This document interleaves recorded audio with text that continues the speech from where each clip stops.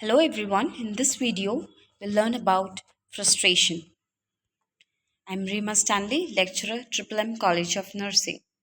So now let us see definition of frustration according to Encyclopedia of Personality and Individual Difference. Frustration is a key negative emotion that roots in disappointment and can be defined as irritable distress after a wish collided with an unyielding reality. The experience of this brief and intense emotion is an integral component of our everyday life. And moreover, emotion influences how we make decisions and navigate our world through our bodily changes that prompt us to perform an action. So, in the other hand, frustration is a key negative emotion that roots in disappointment and can be defined as irritable distress in response to limitation, exclusion, and failure. So, in short, it is a state of dissatisfied insecurity. Now, let us see the development of frustration. Experiences of frustration have a substantial genetic basis, about 50% of which can be observed from a very early in life. Generally, frustration emerges during the first year of life and increases over childhood and becomes peak during early and middle adolescence, followed by slow decline with age. In our first 2 years, we typically cannot stand frustration, which may be expressed in tantrum. After our second year, this frustration tolerance improves, and also this could be due to better language skills. Our childhood, new sources of frustration emerges, which includes new expectation and comparison with peers, older siblings, and adults.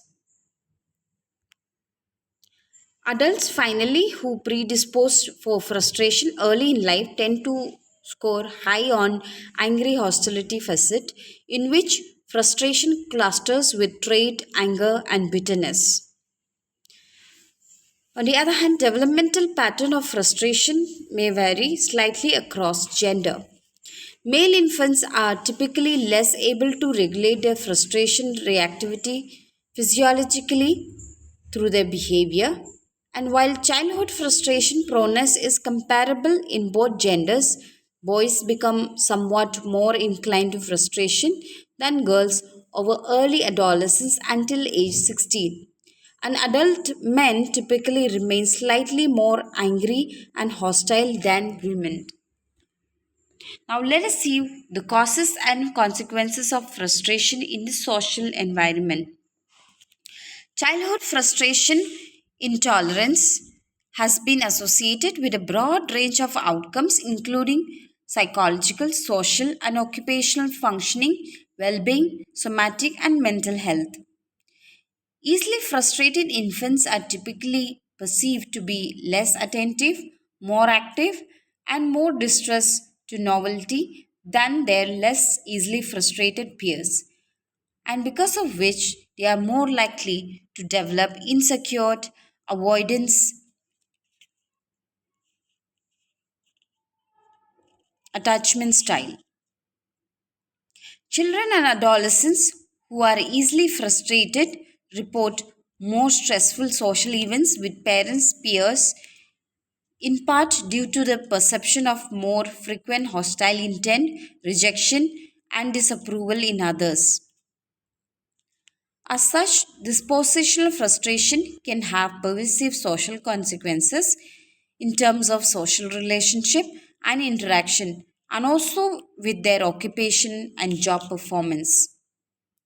The social environment can also affect our frustration tolerance, either in terms of further reinforcing or stabilizing an already existing predisposition, or in terms of contributing to a small changes in frustration.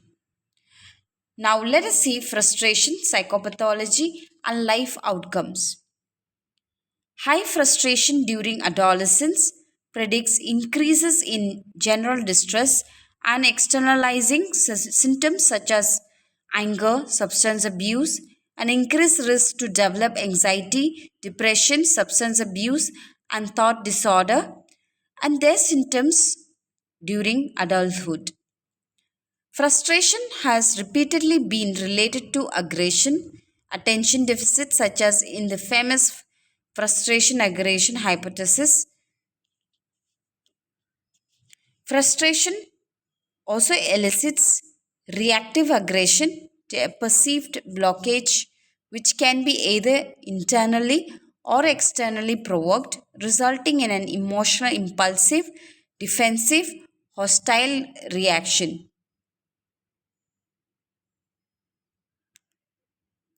Low frustration tolerance is a feature of personality disorder, especially for borderline antisocial personality disorder, and has been associated with narcissistic, obsessive, paranoid, histrionic, and schizoid traits.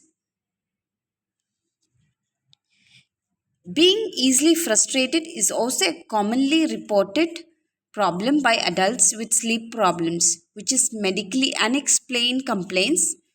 Then attention deficit hyperactivity disorder, dyslexia, dyspraxia, dementia, and Alzheimer's. Also, high functioning autistic people, previously known as Asperger, are typically more prone to frustration. So, if you see in the history about 2500 years ago, Gautama Buddha claimed that frustration is often generated by desire and attachment. So, with this, I conclude my video. Frustration is a key emotion that can elicit a wide range of responses. Although frustration is known to have a substantial negative genetic components, research have also provided support for both lifespan development and environmentally driven changes in frustration.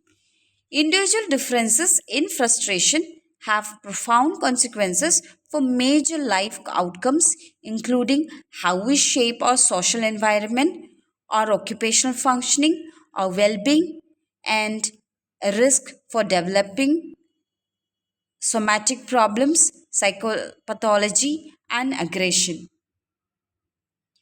Content is taken from Encyclopedia of Personality and Individual Differences. Thank you for watching this video.